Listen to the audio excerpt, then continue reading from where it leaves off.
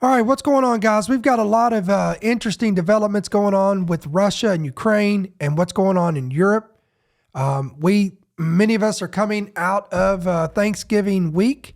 As of recording of this is Sunday, December 1st. We didn't know if anything was going to escalate or if things were going to kind of calm down. Well, I can honestly say that it looks like it is escalating, not so much in bombs dropping or weaponry, but the rhetoric is picking up, and there's been interesting developments that has transpired, and there's been a new information has been released regarding some of these articles that we've got today that we're going to talk about. There's a map that's come out that shows the impact of Russian weapons on major U.S. cities, as well as FEMA releasing a nuclear guide. And then another article came out today introducing a map that shows the best and worst states in the United States to live in the event that Armageddon would break out. Also, we have reports indicating that you remember that Baltic deep sea cables, remember the sabotage that took place recently on that? And then the information came out indicating that China was responsible. Well, now there's new information saying that this attack was carried out by China, but it was ordered from Russia. So as I said at the introduction of this, a lot has escalated. And now, before we get started, let me tell you this as well. It appears that Zelensky is now saying that he will give up Ukrainian territory to achieve peace with Russia. So we've got all this and more on today's quick update. Let's go.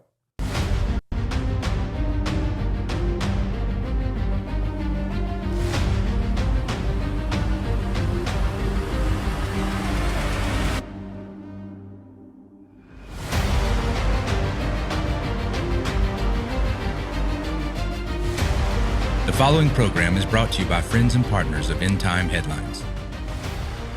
All right, what's going on, family? It is Sunday, December 1st, 2024. We are wrapping up the final month of 2024. If I sound a little sniffly today, it's because I am fighting off yet another head cold. Guys, I'm telling you, this is completely off the cuff. This has nothing to do with our update. But first of all, I want to welcome everybody to the podcast, to the broadcast, YouTube, Rumble, Apple, Spotify, wherever you're watching from, listening from, joining from, in the live chat, whatever the case may be. We hope everybody had a great Thanksgiving. We had a great Thanksgiving, wonderful time of rest. But literally days before we were scheduled to fly out on last week, it was on a Monday morning. I believe it was Monday morning. We flew out, and literally days before that, my youngest child, he's 9, he developed a head cold.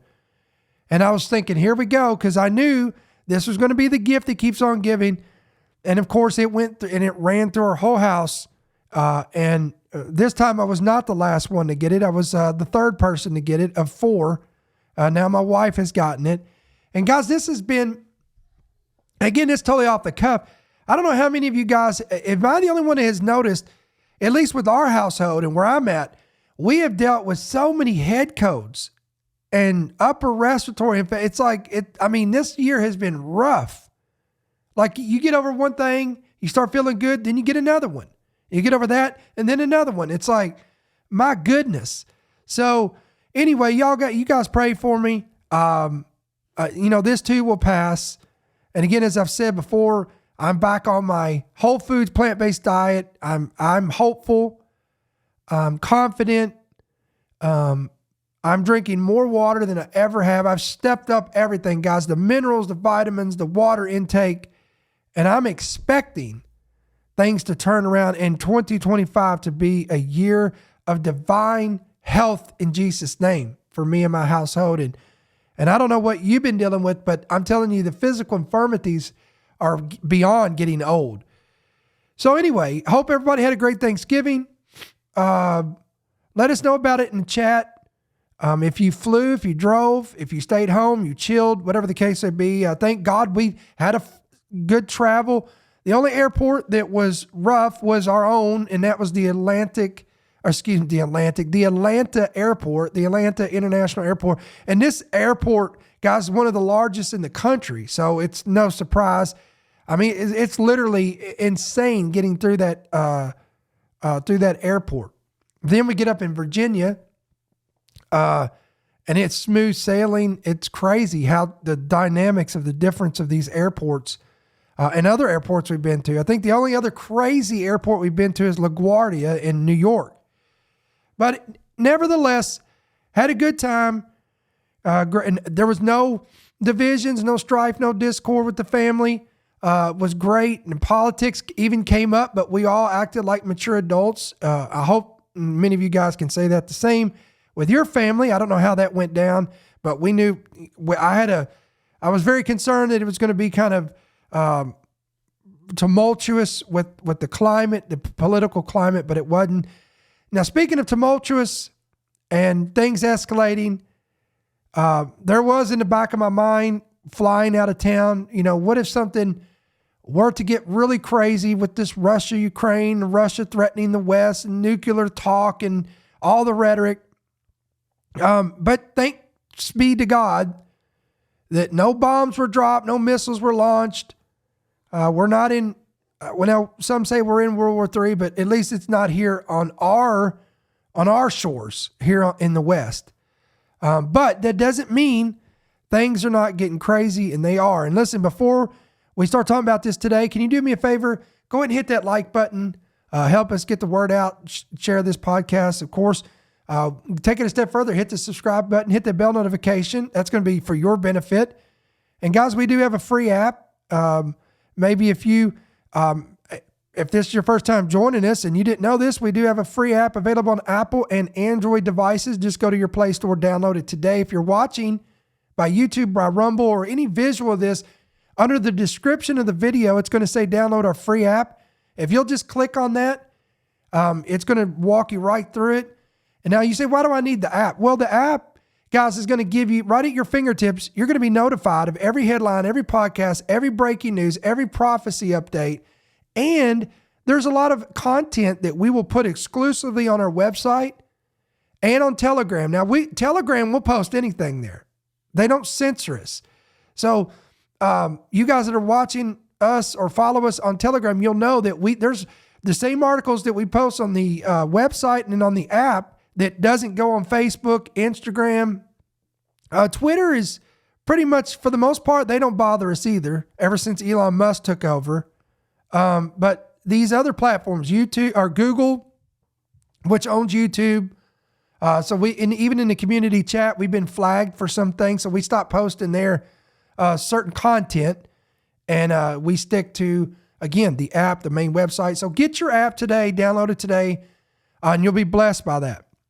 And again, by the way, I'm Ricky Scaparo, the founder and the voice of End Time Headlines, and we want to welcome you. Listen, if it's your first time joining us, let us know in the comments section below that you're new, where you guys are joining us from. We'd love to hear from you. So let's get after this thing, guys. Let me pull up this first article. All right, here we go. Zelensky recently stated that, quote, I'll give up Ukrainian territory to Russia to, quote, achieve peace. Well, that's awfully nice of him. Well, let's see what this says here. Zelensky said on Friday night that he was willing to cede territory to Russia to end the war for the first time. The Ukrainian president said his country could give up land temporarily in exchange for a NATO umbrella over the territory Ukraine still holds. He added that after a ceasefire was agreed, Kyiv could, quote, diplomatically negotiate the return of the territory in the east that is currently under Russian control. Well, okay, so on one side of his mouth, he's saying we're willing to give up land for peace, but then he comes right around and says, but temporarily. And then what's in the middle of all this and what he wants in return is a, quote, NATO umbrella.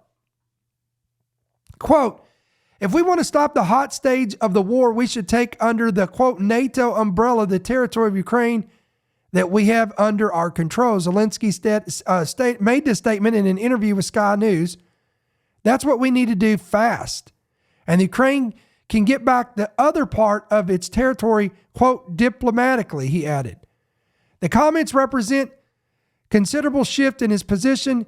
Kyiv has previously said it would continue to fight Russia until Ukraine was returned to its internationally recognized borders, which include the 4 regions annexed by Vladimir Putin back in 2022, as well as Crimea. Now, of course, all of this comes as Donald Trump prepares to take office with a, quote, promise to end the war on day one. And that's yet to be seen. Meanwhile, support for a peace deal is also growing among European allies. And again, I don't know about you guys, but anytime I see the word peace negotiations, talks for peace, I'm always reminded of Thessalonians that says, when they shall say peace and safety, then sudden destruction shall come upon them. All right, under plans floated by Trump's team, a peace deal would see the current front line frozen in place and Ukraine agreeing to shelve its ambitions to join NATO for 20 years. If agreed, the U.S. would pump Ukraine with weapons to deter future Russian aggression. Wow. Let me know what you guys think about that in the comment section there on YouTube and YouTube chat. Mr. Zelensky hinted in his interview that the NATO umbrella would not be full membership of NATO, something Putin has rejected as part of any peace deal.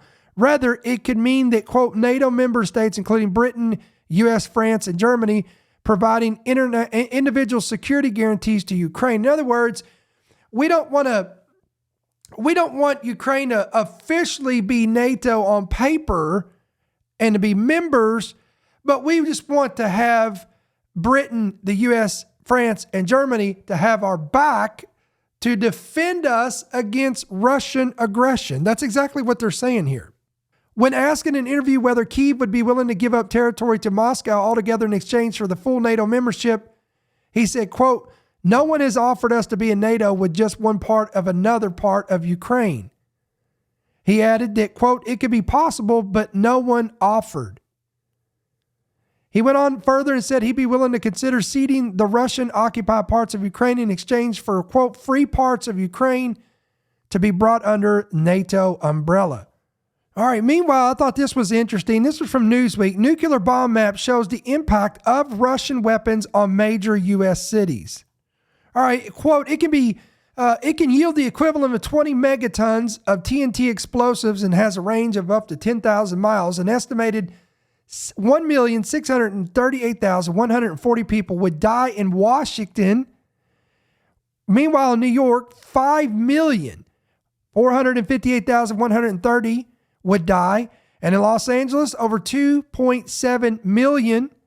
The fireball radius, in which everything would be vaporized by intense heat rising to millions of degrees Fahrenheit, would reach around 15.1 square miles. The more moderate blast damage radius, covering 442 square miles of the blast, would destroy residential buildings and probably cause widespread fires. Again, what are we talking about here? We're talking about, in the event, global tensions. Let's just go to the beginning of this. Quote, "As global tensions escalate amid threats of nuclear war from Russia's President Vladimir Putin, Newsweek looked at the impact of a Russian nuclear weapon on various U.S. cities and their surroundings. Again, back in September, Putin lowered the threshold of nuclear weapons used by saying Russia would, quote, consider the possibility of using these weapons when receiving reliable information about a massive launch of means of aerospace attack and their crossing of our state border. Quote, this includes strategic and tactical aircraft as well as cruise missiles and drones and hypersonic and other delivery vehicles. Russia reserves the right to use nuclear weapons in the case of aggression, including those of the enemy using conventional weapons poses a critical threat." All right, Newsweek used maps produced by Alex Wellerstein, a professor and historian of nuclear technology, to assess what would the impact be if Moscow indeed carried out an attack with its R-36M2, also known as the SS-18 Satan missile. Did y'all know that? They called this the Satan missile, one of the largest and most powerful heavy intercontinental ballistic missiles ever built. Again, this Satan missile can yield the equivalent of 20 megatons. That's 20,000 kilotons of TNT explosives and has a range of up to 10,000 miles. And again, just to reiterate this, if this thing was to strike Washington, New York, or Los Angeles, wow, these are major cities in America. The death toll on Washington would be 1.6 million estimated. In New York, around 5.4 million, and in Los Angeles, 2.7 million. Again, this is the death toll. All right, and anyone within 2,360 square miles of the explosion, so that's anywhere within this. This is the thermal radiation radius, would be a risk of suffering third-degree burns throughout the skin, often painless because they destroy the pain nerves, which can cause severe scarring, disablement, and require amputation. Within the light blast damage radius, 3,490 square miles from the blast, glass windows should be expected to break, which can cause injuries. All right, so let's go. I'm going to go down here. Let's go to Washington, D.C. Now, again, this is all an hypothesis here. In the U.S. Capitol, where in any given 24-hour period, there would be over 6 million people in the full blast range of the simulated detonation, 1.6 of them would die right off the bat, just instantly, boom. And then there'd be over 2 million that would sustain injuries. The fireball radius would include Capitol Hill. Now, if you're watching the visual of this is an image of this. So again, this is ground zero.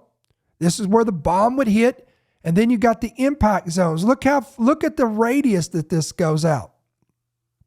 So this thing goes way out here.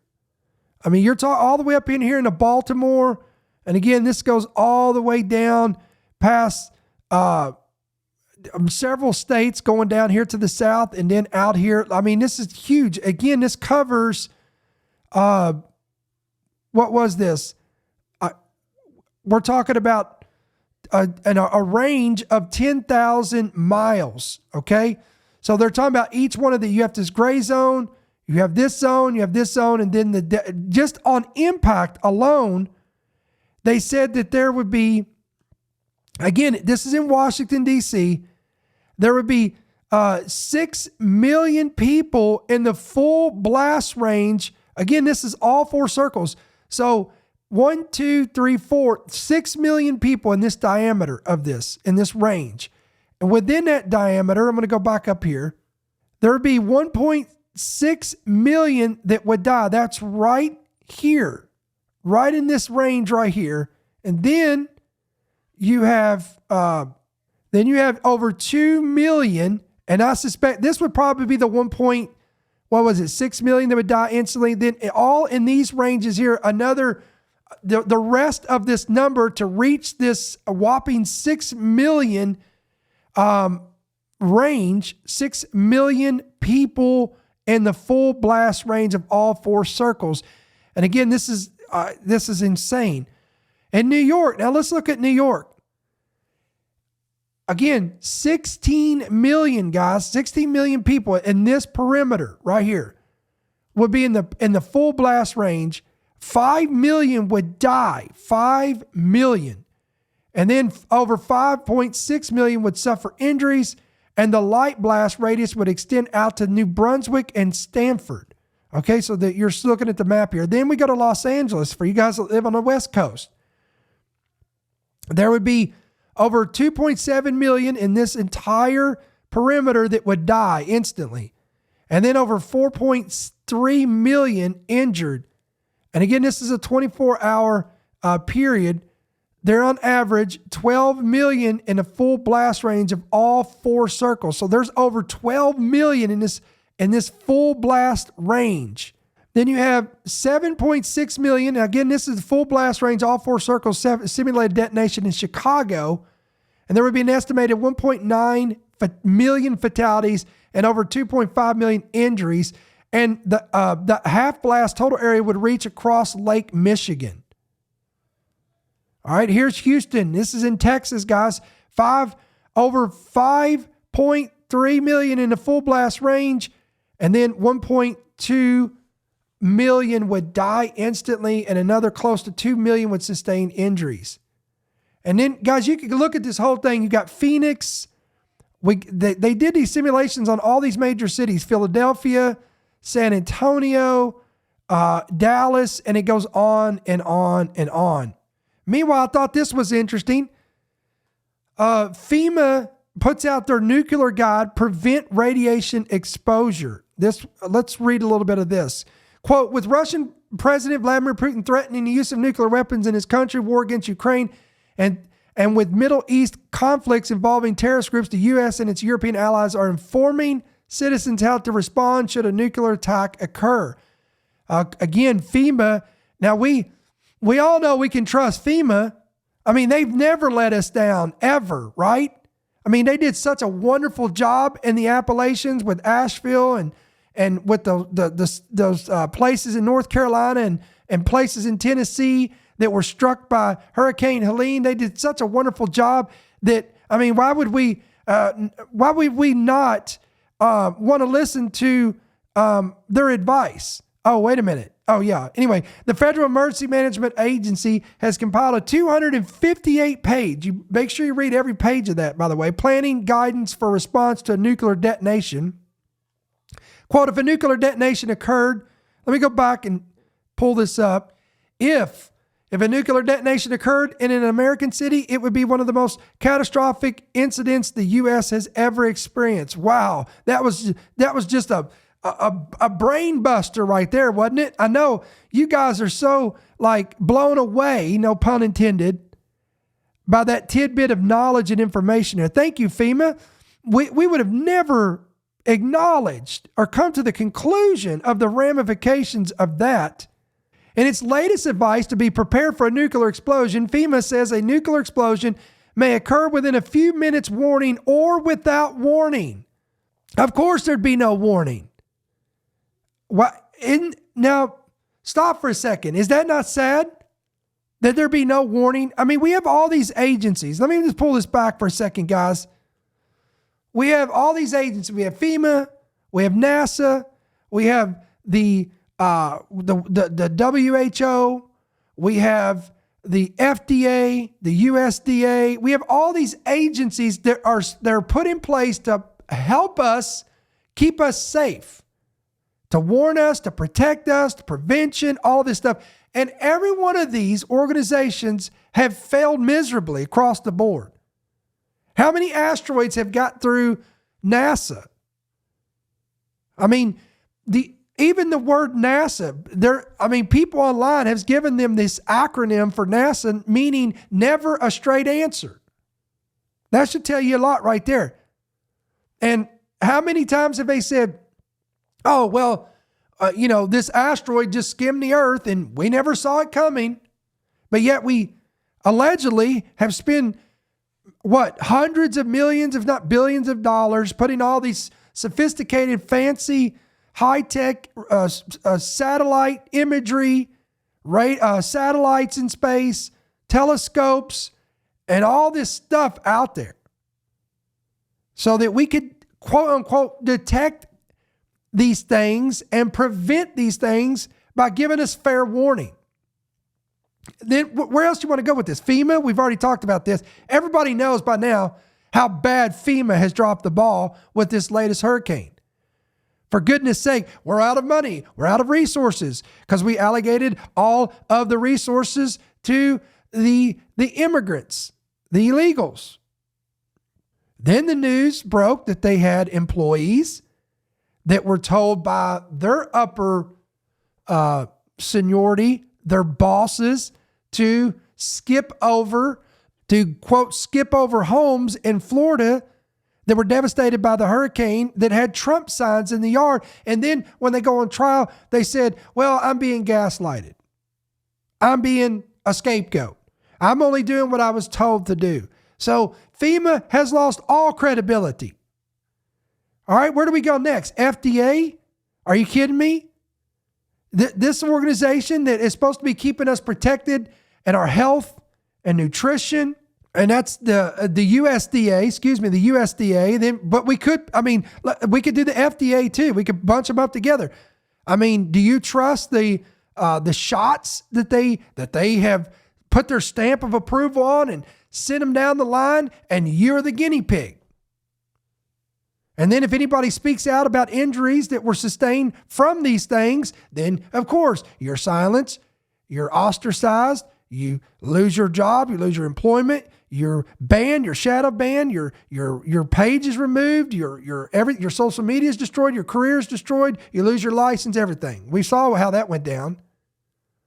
And then the USDA, I mean, they have put their stamp of approval on all kinds of poisons and toxins that that people ingest in their body every single day, and they trust it because the USDA has put their stamp of approval on it. But now it's come to light like never before, guys. There's so much information out there now and revelation that has come forward on what we're eating and what we're putting in our bodies and ingesting it. Why do you think RFK Jr.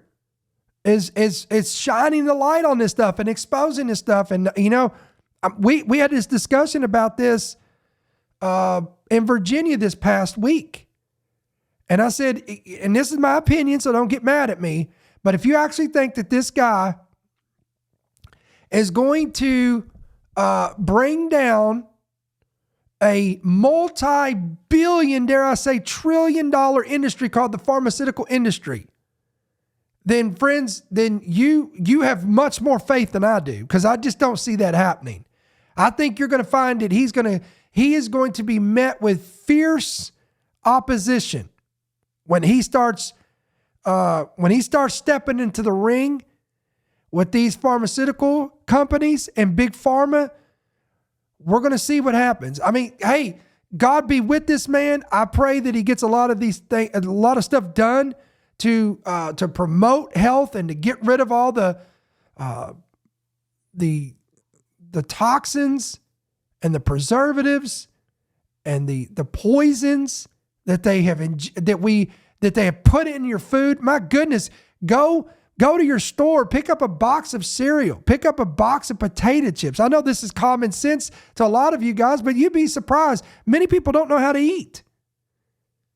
And you pick up this stuff and you read the back of the label, and it's got the paragraph this long, this wide, and it's got stuff you can't even pronounce. And you're ingesting all that stuff into your flesh, into your tissue, into your cells. And then we wonder why we have an explosion of diseases that our parents and grandparents and great-grandparents never even thought of, never even heard of. Nobody, guys, even when I was growing up, and I'm only 47, going on 48 next month. When we grew up, there was no such thing as gluten-free. We didn't have gluten-free. There was no such thing as fibromyalgia. There was no such thing as a lot of these restless leg syndrome. And we could go on and on and on, which, of course, Big Pharma and the pharmaceutical industry has created a pill, of course they have, for every one of these diseases. And with it comes a whole plethora of 25 other symptoms that are worse than the symptom that you're trying to get rid of. Again, this is one of the reasons why, for me, the light went off years ago. But listen, we're creatures of habit. I like the sugar. I like the salt. I like some of the junk food. I like my sweet tea. And your body craves that stuff because you're used to it. But you have to detox yourself from that stuff. And then it's amazing how good you feel. But then you have life. You go out to social gatherings. You go out to eat with people. You go out to or eat with church folks. And 99% of them don't think about this stuff. They don't care. They eat whatever they want. So it's very tempting to, even though if you've been on it for a while, you could easily fall off the wagon. And it won't happen overnight, but eventually you're going to start feeling like garbage again. The blood pressure comes back up. The symptoms start coming up. The inflammation starts coming up back up. The things that you put in remission are wiped out. They start rearing their ugly head again. You start feeling like dookie again. So what am I talking about? I'm talking about, don't miss it. You think I went off track here, but I didn't. Let me go back. Let me circle back around. these organizations that they have put in place are supposed to keep us safe, but they've lost all credibility, in my opinion. And I think many of you guys are going to agree with me. Let me go back to the report again. Now, this is FEMA. This is their advice. Okay, here we go. In the event, this is how, watch this, quote, nuclear explosions can cause significant damage and casualties from blast, heat, and radiation, but you can keep your family safe by knowing what to do and being prepared if it occurs, the agency says. Quote, fallout is most dangerous in the first few hours of the detonation when it is giving off the highest levels of radiation. The preparation document says, quote, it takes time for fallout to arrive back to the ground level, often more than 15 minutes for areas outside of the immediate blast damage zones. This is enough time for you to be able to prevent significant radiation exposure. The document stresses 3 steps: get inside, stay inside, and stay tuned. Okay. It is advised to remain indoors for at least 24 hours or until further instructions are given.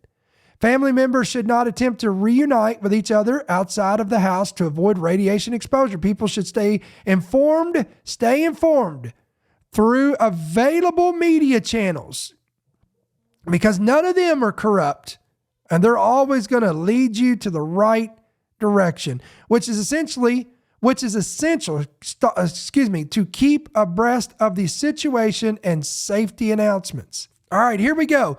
Hawaii, Nevada, California, Arizona, and New York were identified as the most dangerous states to live in during a nuclear apocalypse. Do we got anybody in the chat listening by YouTube, Rumble? Maybe you're on Apple, Spotify. If you live in Hawaii, Nevada, California, Arizona, or New York, these are what they are calling, again, FEMA is saying they're the most dangerous states to live in during a nuclear apocalypse. Again, this was from the Irish Star that reported this. And according to nodepositdaily.com, Vermont would be the safest state in the event of a nuclear attack, closely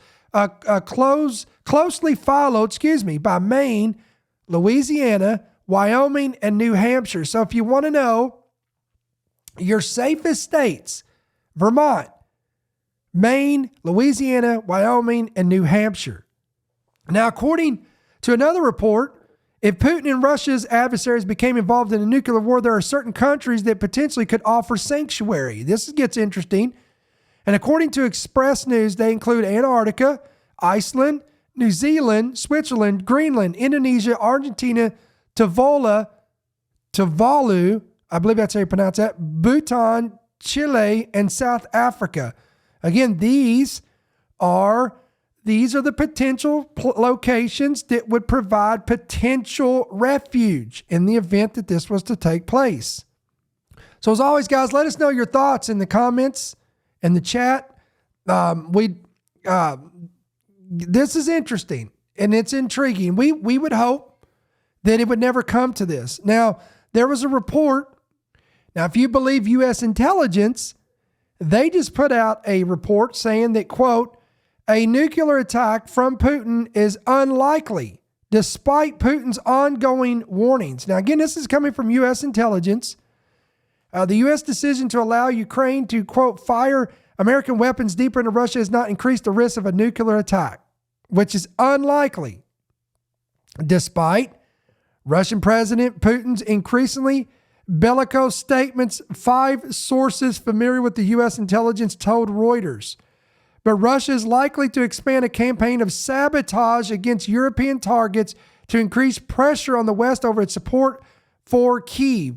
Again, this is according to 2 senior officials, a lawmaker, and 2 congressional aides during a briefing on the matter. So let me recap this.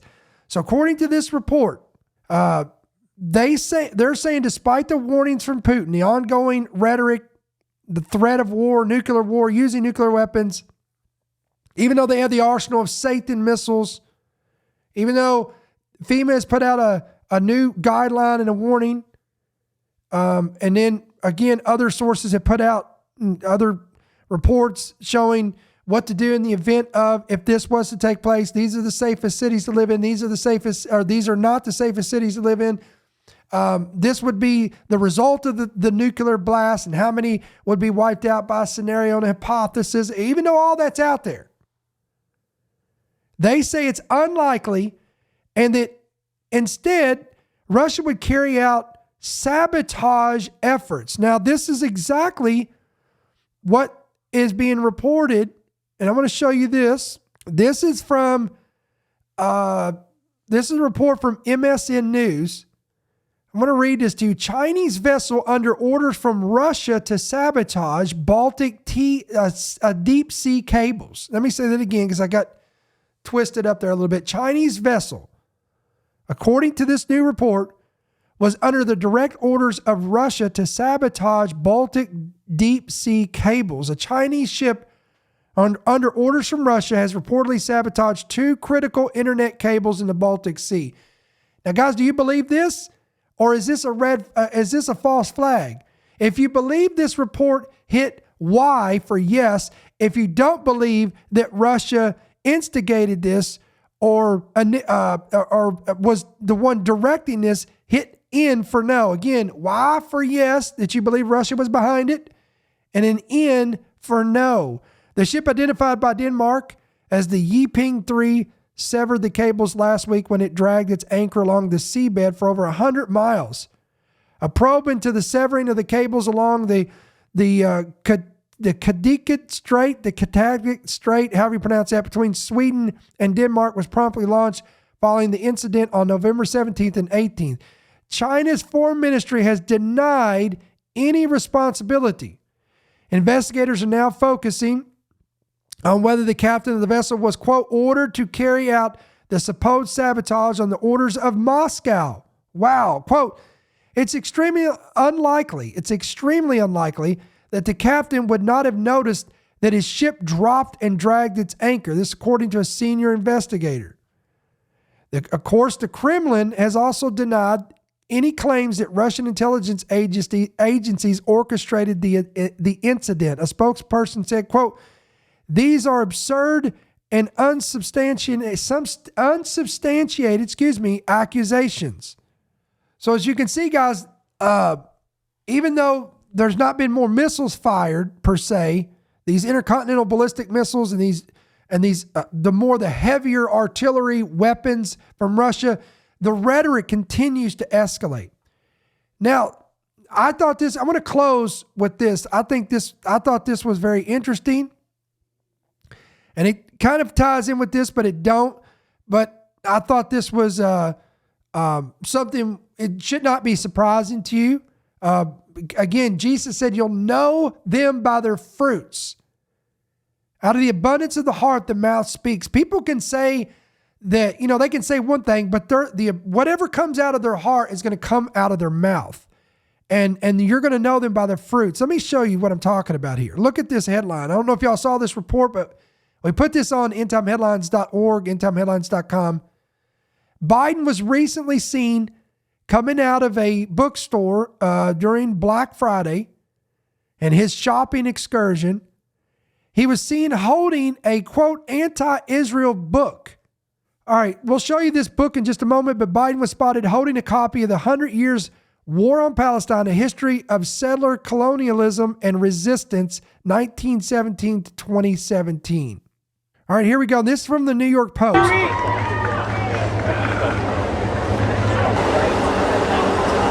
Any reaction to the bomb threats and swatting attempts, Mr. President, this week? All right, so this is the journalist coming up to him. Again, you can see this is his son coming out with, here's Joe Biden, his son. And I don't know if this is Jill Biden or not, but anyway, look here in his hands. This is the book that they spotted here. The bomb threats against lawmakers and the swatting attempts against cabinet officials. The swatting attempts, Mr. President, this week. And again, there's a close-up view of the bomb book. Threats against lawmakers and the swatting attempts against cabinet officials. And I'm going to put the picture up here so I can show you what this is talking about, or what this book is. All right, according to Fox News, the book argues that the modern history of Palestine can be understood in these terms as a colonial war waged against the indigenous population by a variety of parties to force them to relinquish their homeland to another people against their will. It was not clear if Biden purchased the book or if it was given to him. Khalidi, who is of a Palestinian and Lebanese descent, called the first Trump administration a mouthpiece for Israel and has criticized Israel over the humanitarian toll in Gaza after Hamas killed about 1,200 people inside of Israel on October 7, 2023, in addition to kidnapping hostages, including Americans. Quote, it's perfectly unclear reading the Israeli press what their political objective is. I mean, ethnic cleansing, that's not a political objective. They're doing that. They're driving the population of the northern Gaza Strip into the southern Gaza Strip. But what their political objective is, to me, entirely unclear. And the writings of, as far as one can tell from the Israeli press, he said on the Intercepted podcast in November of 2023. Biden has repeatedly declared his support for Israel, but has been criticized by Israeli supporters for putting conditions on U.S. Aid to the Middle East ally and pausing shipments of heavy munition, to Israel earlier this year. So again, just to recap here, I find it very intriguing and interesting that here comes Biden out of the bookstore and he has a book in his hand in a possession that is anti-Israel and is in a support for a Palestinian state. And again, it really doesn't matter because he is getting ready to transition out of office, and Trump, who is very pro-Israel, and Israel considers the Trump administration or Donald Trump to be one of its greatest friends that Israel has ever had. But again, I think it's interesting because remember, Jesus said, whatever I tell you in the darkness shall be spoken in the light, and whatever is said, whatever is hidden, whatever is covered, it shall be made manifest and shall be known. So this is not, again, this shouldn't be surprising to you. This is definitely not surprising to me. We all knew the truth. We knew where they had been standing all along. So guys, again, we wanted to give you a quick update. Tomorrow, we'll be back on here tomorrow. We plan on being here tomorrow night, yes, for our prayer meeting. Again, that'll be 7 p.m. Central, 8 p.m. Eastern, live right here. Same channel, same place.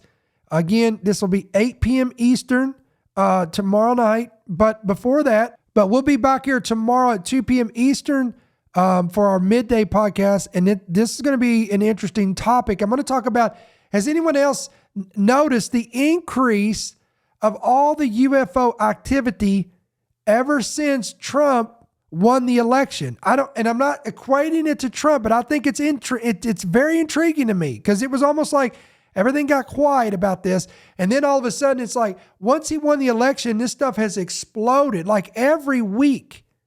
And the latest controversy comes right out of Washington. So we're going to talk about that tomorrow at 2 p.m. Eastern. So don't miss that broadcast. And then of course, again, we'll be back here tomorrow night, 8 p.m. Eastern as well. And then we plan on being here throughout the week, Lord willing.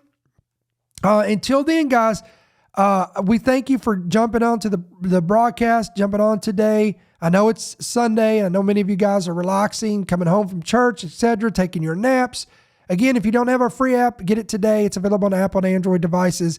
Hit yes to push notifications. You'll be squared away. And as always, guys, we appreciate your generous support of our ministry. And if you would like to support our ministry, if you prayed about it and whatever the Lord puts on your heart, you can do it 2 different ways. You can give electronically through multiple ways, or you can give by check or money order right there on your screen at End Time Headlines, P.O. Box 1391, Monroe, Georgia. And that's going to be 30655. So listen, we love you guys. We appreciate you. Again, hit that like button, hit that share button. Share this out on YouTube and Rumble and wherever you're watching or listening from. If you're listening by podcast, be sure to help us out in the reviews. That's going to help get eyes on our program as well. So guys, we're going to sign off for today. We love you guys. We appreciate you. And until we see you tomorrow, we pray that the Lord bless you, keep you, and may his countenance shine upon you. We'll see you soon. Thank you for listening to the End Time Headlines podcast. We pray that you've been blessed and equipped by today's message. For more information about how you can help partner with our ministry, please visit endtimeheadlines.org.